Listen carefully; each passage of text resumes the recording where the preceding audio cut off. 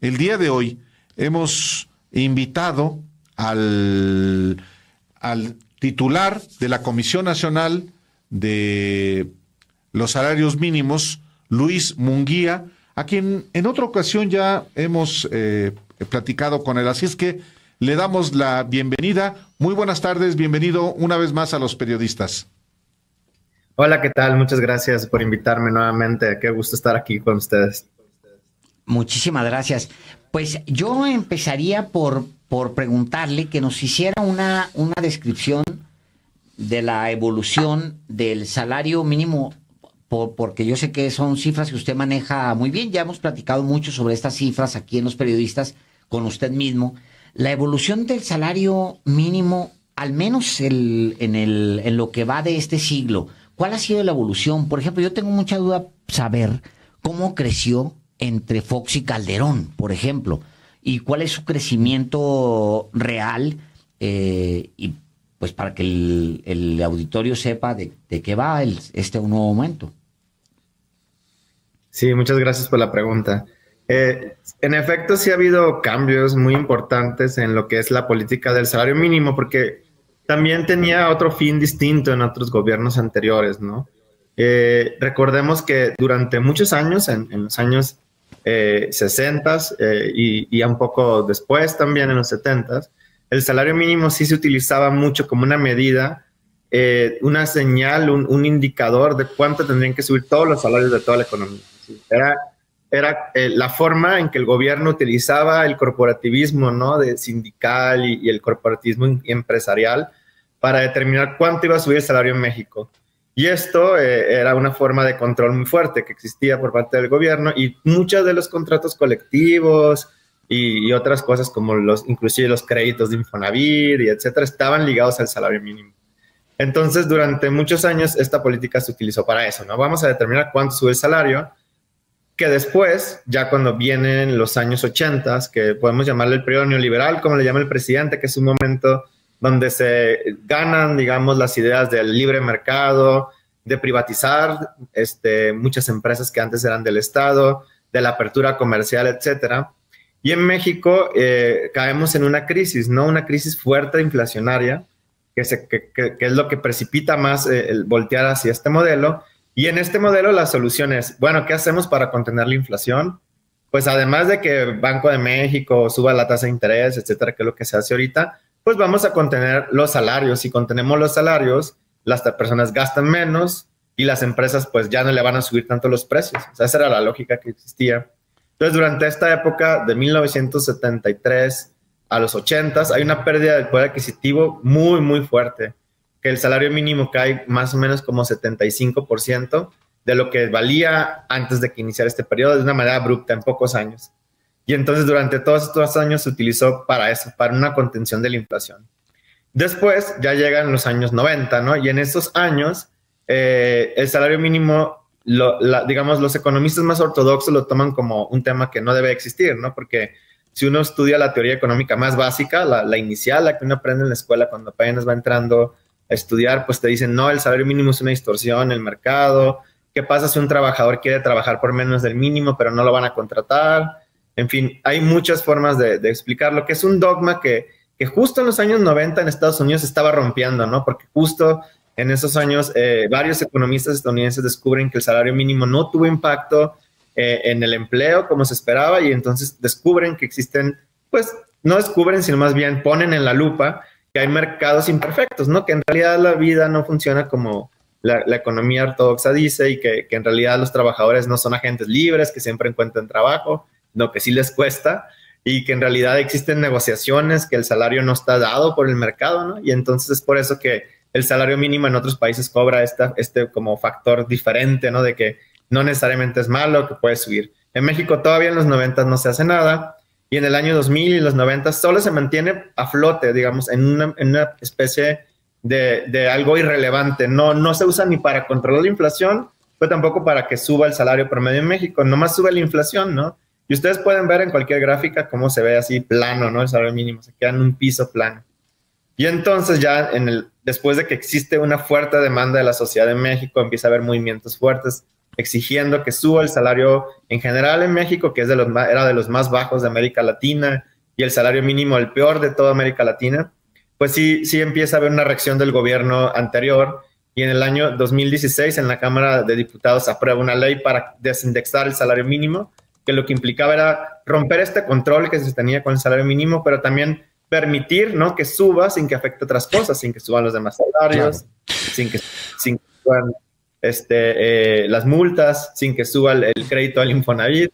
Y a partir de entonces ya se puede empezar a subir el salario mínimo, y la decisión de en ese tiempo del gobierno se espera un año, y en 2017 ya lo sube, que solo subió 9%, ¿no?, en esa ocasión, en términos nominales, que fue el primer incremento que existió importante desde hacía muchos años. Pero luego ya en 2018 pues ya cambia la cosa, ¿no? Porque nosotros llegamos con un plan diseñado, ¿no?, de cómo vamos a recuperar el salario mínimo. Y bueno, ya esa historia ya no sé si la conocen mejor, que ya en los últimos años pues hemos tenido incrementos fuertes, ¿no? Vamos a 90% de recuperación en términos reales, ¿no? Que es asombroso pues comparado con otros países del mundo. Ahora, aumento que efectivamente para el próximo año será de 20%, aunque su acumulado de 2018, yo creo que es cuando comienza esta administración, 2019, digámoslo así,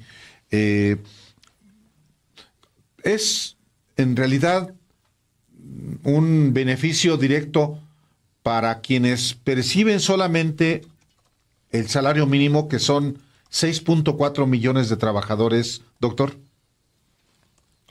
Sí, la política sí está diseñada para beneficiar solo a las personas que no que ganan ahorita el salario mínimo. 6.4 son las personas que actualmente ganan menos de lo que va a ser el mínimo el año que viene. O sea, ganan menos de 207 pesos. Entonces, algunos les van a subir pues más de 30 pesos, ¿no? Porque ganan 173, que es el mínimo actual. Pero hay otros que a lo mejor solo les toca 7 pesos más porque ganan el salario 200 pesos, ¿no? Y les suben 7 pesos.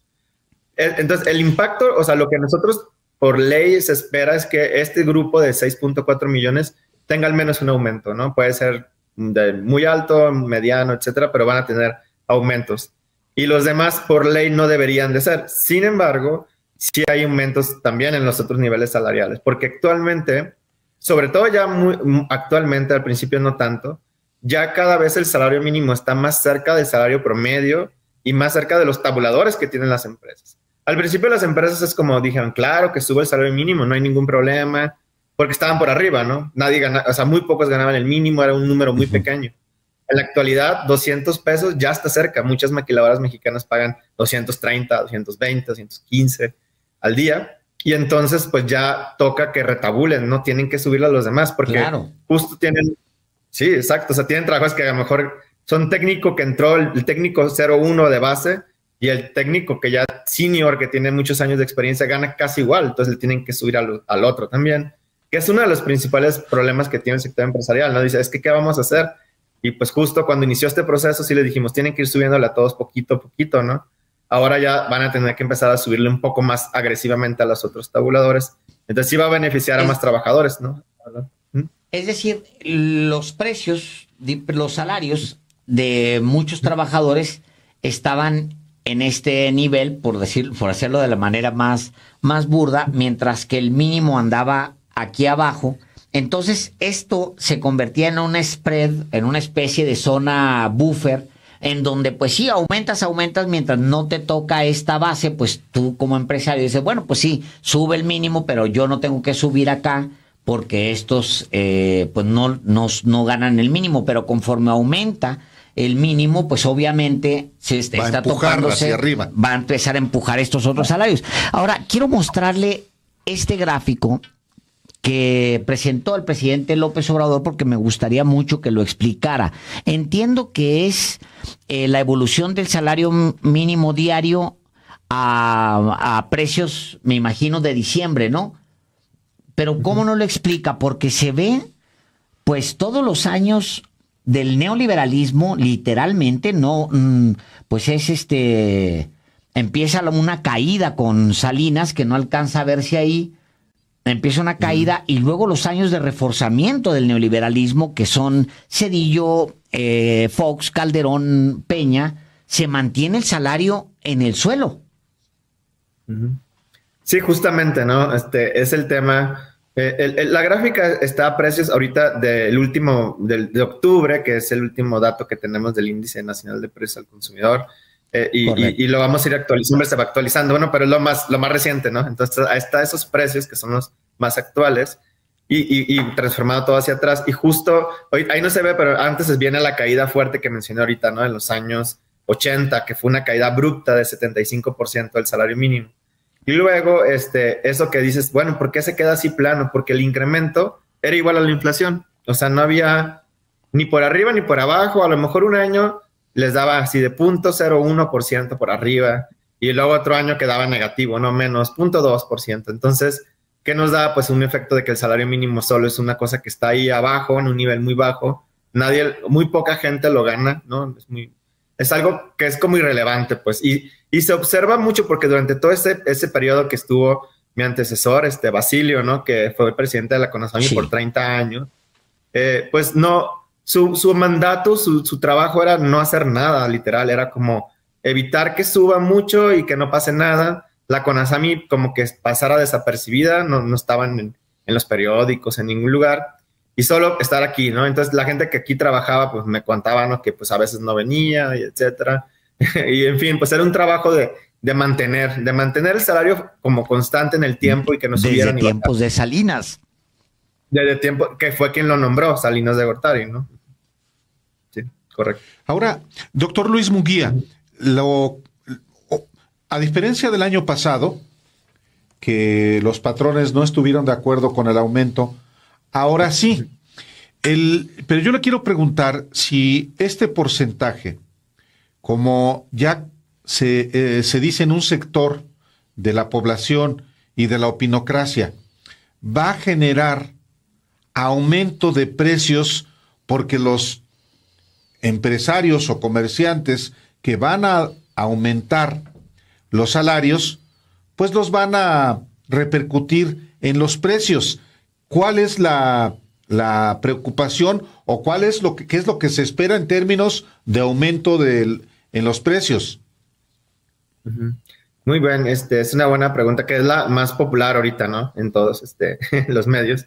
Pero primero, el año pasado el sector empresarial sí estuvo de acuerdo. O sea, cuando lo votó en contra fue en 2020, que estábamos en pandemia. Es en 2020, efectivamente. Y ahí fue cuando ellos votaron en contra porque era un incremento mucho más bajo, ¿no? Y se salía de trayectoria completamente de nuestro proyecto y pues ya no se pudo lograr el acuerdo. En esta ocasión se llegó al acuerdo por unanimidad y fue una negociación no tan difícil. O sea, sí tuvo sus momentos complicados, como todo.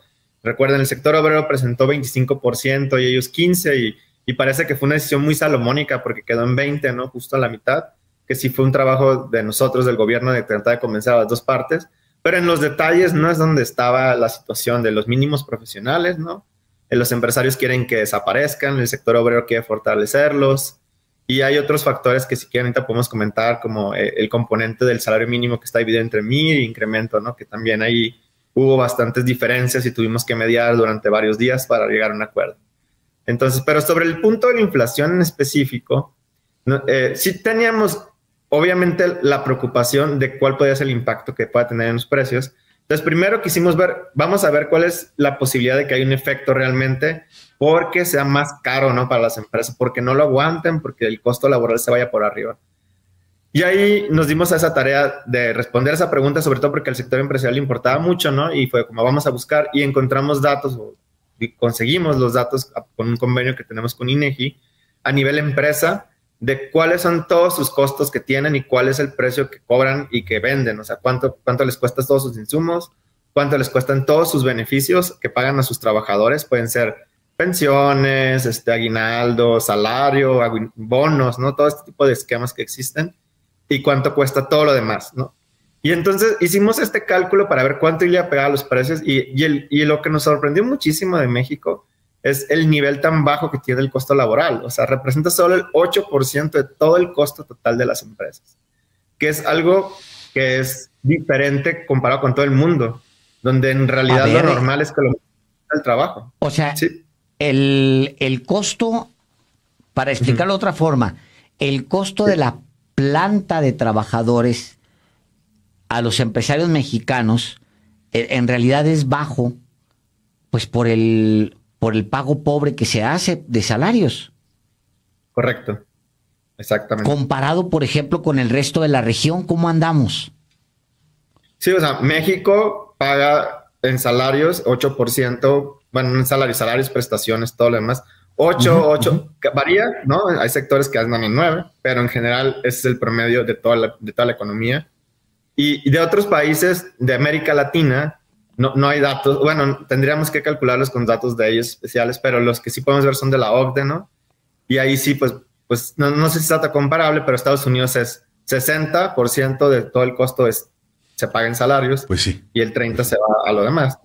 Y en Europa, pues peor, ¿no? O sea, no peor, mejor para los trabajadores, porque 70%, ¿no? Claro. Y así, pues, y el más cercano es Sudáfrica, ¿no? A México, y anda en 63%, ¿no? O sea, que también es alto, ¿no? Comparado con México.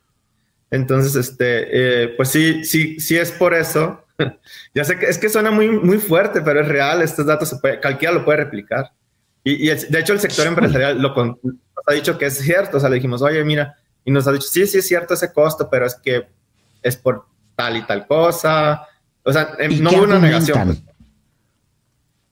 Argumentan cosas como es que México no es común.